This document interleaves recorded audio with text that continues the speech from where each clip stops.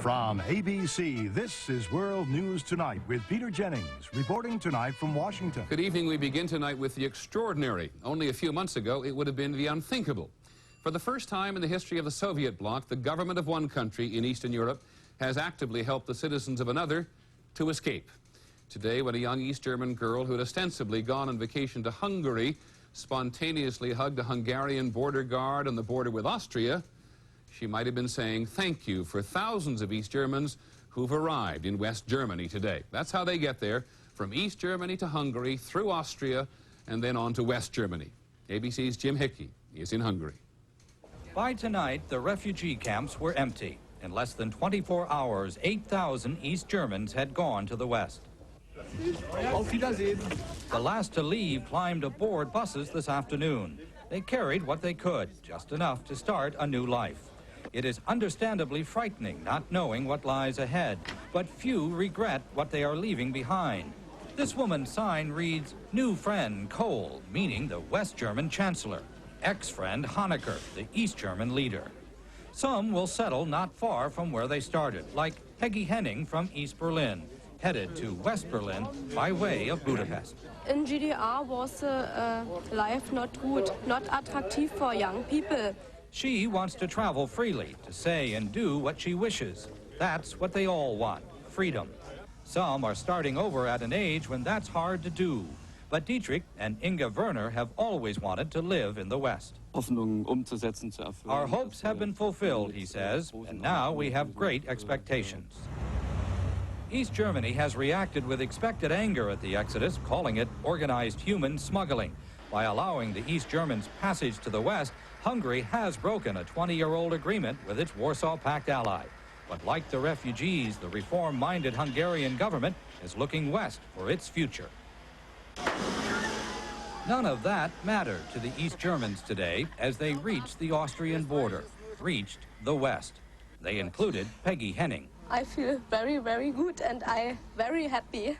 They came by car, by foot, any way they could. The refugee camps remain open tonight, but they are no longer needed. East Germans still in Hungary, including thousands of tourists, may now cross the western border anytime they wish. They don't have to come here anymore. Jim Hickey, ABC News, Budapest. What sort of a reception do they get in West Germany? A warm one. They become West German citizens immediately. They get $125 in used clothing at the border, toys for the children. Why are they so warmly welcomed? They are young, they are skilled, and most of all, they are German. In a moment, we'll have the rest of the news, expanding the role of U.S. troops in Colombia's war against drugs. And later in the broadcast, examining the future of solar power on tonight's American agenda. And finally, a glittering new star in football who has done very nicely in baseball. Thank you very much. This is World News Tonight with Peter Jennings, brought to you by the fun ships of Carnival Cruise Lines. The drug war, the Colombian connection. There's been considerable discussion here in Washington today over new orders for U.S. military advisors in Colombia sent by President Bush to help the Colombian government in its war against the drug cartel. The new orders allow American soldiers to leave what are called secure bases in order to train Colombian troops, but not, the president says, to join in any actual combat. Here's ABC's Pentagon correspondent Bob Zelnick. President Bush, in a speech today, tried to clarify whether his directive leaves the door open for U.S. military forces to become involved in combat with drug traffickers in Latin America. Well, let me state clearly, there is no contemplation of the use of American armed forces in any combat role there.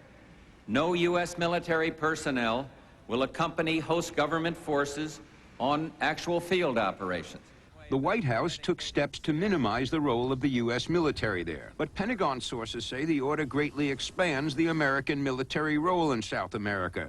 American military advisors will no longer be restricted to bases or secure areas when training local forces. Under the order, U.S. forces could conduct training patrols even where there's a risk of hostile action, help plan operations for local forces, provide medics if requested, and provide logistical help. The number of advisors in Colombia could expand from 30 to between 50 and 100. Advisors are expected to be assigned to Peru and Bolivia as well. Pentagon sources say the governments of Colombia, Bolivia, and Peru believe that local support for anti-drug efforts would erode if the U.S. military presence becomes too large. So they have no plans to seek actual U.S. combat involvement. Bob Zelnick, ABC News at the Pentagon. The accused money man of the Medellin cocaine cartel was arraigned today in Atlanta. Eduardo Martinez Romero pleaded innocent to charges that he laundered millions of dollars in drug money through U.S. banks. The judge refused to set bail. Prosecutors had argued that Martinez had access to so much drug money that he could pay any amount of bail and then flee the country. In Colombia itself, there is increasing resistance from the drug cartel to this campaign against them by their government. Among other things, the reality of extradition is sinking in, and the cartel's response is becoming increasingly violent. ABC's Peter Collins is there. The ex-mayor of Medellin, the home of the drug cartel, did not stand a chance. Early today, his BMW was cut off by two cars. Two gunmen jumped out and riddled his vehicle with automatic weapons. The ex-mayor and his driver were killed instantly. Last August, with two other prominent leaders, the former mayor had organized a day of protest against the violence in Medellin. The other two, a police chief and a presidential candidate, have already been assassinated. 12 other persons were assassinated in Medellin over the weekend. 5 bombs were set off and 18 vehicles burned. But the Colombian government continues its crackdown. The army seized more property belonging to 2 of Colombia's top 3 drug lords, Gonzalo Rodriguez Gacha and Pablo Escobar. This so-called fantasy island in the middle of a river belongs to Gacha. Along with a private dock and carefully tended grounds, the island features a large, comfortable house and other buildings. Not far away on shore, Gacha's ranch was also seized, complete with herds of cattle bearing his brand. This high-security prison will be the temporary home for 3 more alleged criminals Colombia has agreed to extradite to the United States. They are 2 men and a woman accused of laundering drug money, but none is a major figure in the drug cartels. Peter Collins, ABC News, Bogota, Colombia. We have a report about drugs tonight which are completely legal, but another reason today to be cautious about generic drugs. Those are the prescription medicines without the famous brand names taken by millions of Americans because they're cheaper. A subcommittee in Congress was given new evidence today of widespread cheating or other problems at a growing number of companies which make generic drugs. Here's ABC's Bettina Gregory. Witnesses presented photographs showing how one company, Bolar Pharmaceuticals, submitted brand-name drugs to the FDA for tests instead of their own generic drugs. The pill on the left has the brand name of Sandoz Pharmaceuticals. The one on the right shows that Bolar rubbed out that label and sent these pills in for testing. The lab doing the test discovered the illegal substitution. Bolar claims the change was accidental and their pills are safe. So far, the FDA's inspections have found irregularities in 10 of the 12 generic drug companies they've looked into. Now, for the first time, the FDA is reporting that people are getting sick. A child was hospitalized after taking a potent tranquilizer mislabeled as children's cough syrup. Fortunately, because of the prompt medical attention the boy received, I'm told he recovered. We regret that we can no longer be sure that generic drugs are safe. And we regret that we can no longer be sure that they are effective.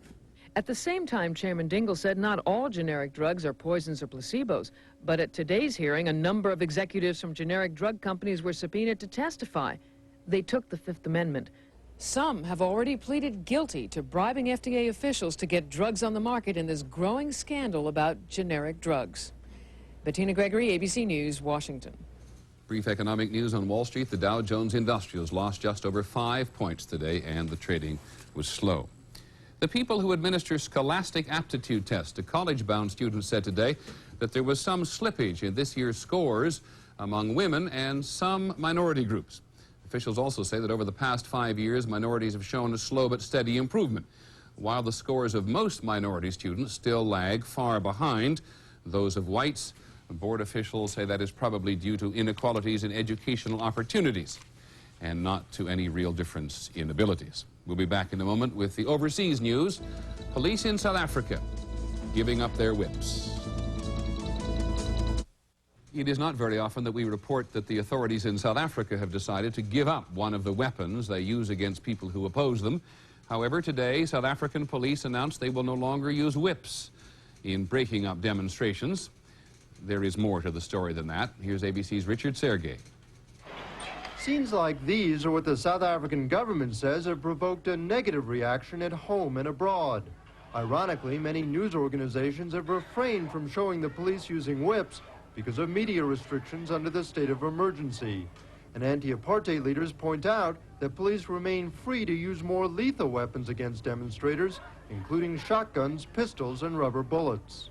One should turn to the South African police and say, do you really not even now understand what it means when you murder people at the scale that you have done and you come with a silly statement like this? It's highly unusual for the government here to admit it is reacting to criticism. But activists say the real issue isn't which weapons police use. Rather, they say, it is whether police will allow opponents of apartheid the right to protest. Richard Sergey, ABC News, Johannesburg. Here in Washington on Capitol Hill today, renewed concern over an old problem, the quality of American intelligence in the Middle East. As ABC's John McWethy reports, last week's closing of the American embassy in Beirut has led to a serious review of just how bad it is. Here's McWethy. When the Beirut embassy was shut down, so was the CIA operation that was housed there, another blow to an already weak capability. Today, before a Senate subcommittee, officials from both the FBI and State Department openly admitted that the Middle East is a big problem for the U.S. intelligence community. I think it would be very difficult to imagine an environment which is more difficult for our intelligence organizations to operate in. Lebanon and Iran are two crucial blind spots. In Iran, the takeover of the American embassy a decade ago effectively put the CIA out of business on the ground, and the bitter anti-Americanism of Iran's government has made penetration extremely difficult. In Lebanon, the entire CIA operation was wiped out in 1983 when the U.S. embassy was bombed. The man who came in to pick up the pieces, William Buckley, was kidnapped and after torture is believed to have fingered all his contacts. So the U.S. began relying heavily on so-called technical intelligence, satellites that can take pictures and intercept communications. But all the technology in the world will not tell you what's on a terrorist's mind. Graham Fuller recently retired from the CIA. Human intelligence is just about the only way you can really begin to understand intentions of your adversary or countries in the Middle East with whom you're working. But getting inside a terrorist cell is nearly impossible. Anyone who is not a member of the family and not been known in the region for years is considered to be an enemy. And under those kinds of conditions, it's very difficult to operate a human intelligence operation. Even critics of U.S. intelligence efforts admit there is not likely to be dramatic improvement in all of this. For President Bush, the lack of information means his options for taking action against terrorists will remain severely limited. John McWethy, ABC News, Washington. This next report is about the kind of thing that is only supposed to happen in the movies. A shark attack on a swimmer while the cameras were rolling. Here's ABC's Brian Rooney. It was a photographic expedition to take pictures of blue sharks off the coast of Santa Barbara Island. As the protective cage was lowered and divers prepared to go in the water, they made jokes. We hungry. Early in the dive, 46-year-old Larry Stropp took this videotape from the safety of the shark cage. Another diver jousted with a small shark, while others lurked in the waters beneath the dive boat. Blue sharks are not considered very aggressive. A few minutes later, Stropp also swam out of the cage. A blue shark came right up and bumped his camera.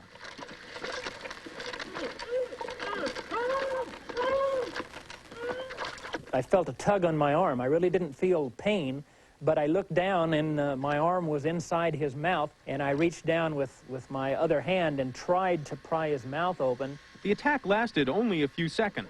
Other divers came to help, and Stropp raced back to the boat in a cloud of his own blood. Stropp is now recovering at home in Albuquerque, where he says he wouldn't be afraid to dive with sharks again. I would love to. However, my wife and my mother have indicated that they will go for commitment papers if they hear a discussion like that. So I've committed I will not dive with sharks again. Larry Stropp says there's a lesson here. Even nice sharks occasionally bite. Brian Rooney, ABC News, Los Angeles. When we come back, the American agenda. Solar power traveling the highways.